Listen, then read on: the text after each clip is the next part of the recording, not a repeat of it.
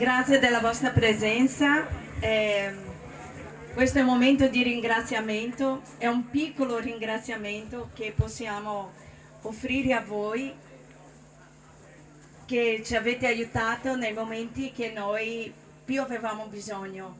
Quindi se noi siamo qui è soprattutto grazie anche a voi. Una festa per ringraziare la comunità e i tanti sostenitori che le hanno aiutate. Madre Aline e le altre 11 consorelle, fuggite dal convento dei Santi Giacomo e Protasio a Vittorio Veneto nell'aprile scorso, hanno voluto festeggiare così, nonostante la pioggia battente, le tante persone che si sono prodigate per aiutarle nella loro nuova vita dopo la fuga.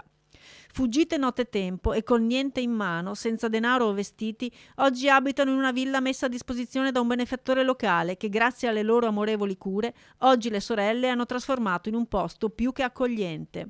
Quando sono arrivato qui per la prima volta, ci racconta uno dei donatori, questo posto era messo male e credevo non ce l'avrebbero fatta.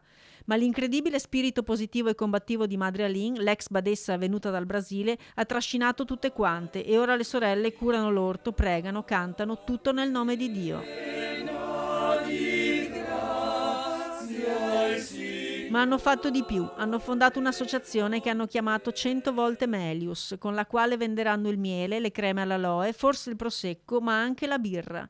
Tutti le stanno aiutando, persone comuni e produttori locali, a dimostrazione del bene che hanno seminato e che continueranno a dare, in una nuova veste, anche social, ma certamente nella gratitudine. E la gratitudine è un dono di Dio, quindi la gratitudine viene da Dio.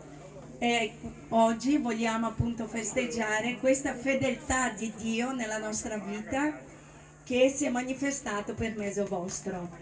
Grazie di cuore, siete tanti, abbiamo cercato in tutti i modi che non prendevate la pioggia, ma purtroppo qualche goccia c'è, ma speriamo che siano gocce di benedizioni, ecco, e non di pioggia.